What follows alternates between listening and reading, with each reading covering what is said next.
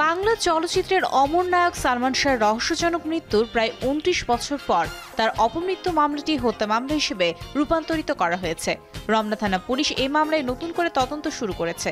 তদন্তের অংশ হিসেবে পুলিশ সালমান শাহর ওই বাসায় গিয়ে তল্লাশি চালিয়েছে, যেখানে ৯০-এর দশকে তিনি স্ত্রী সামিরা হককে নিয়ে ভাড়া থাকতেন। মামলাটি করেন সালমান শাহর মামা আলমগীর কুমকুম, যিনি সালমান শাহর বাবার দীর্ঘদিনের চেষ্টার পর এটি হত্যা মামলা হিসেবে নেওয়ার উদ্যোগ নিয়েছেন।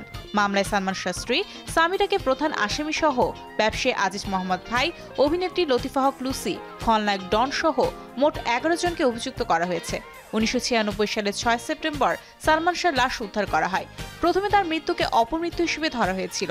সেই রহস্যের জট এবার খুলবে কিনা সেদিকেই তাকিয়ে দেশবাসী।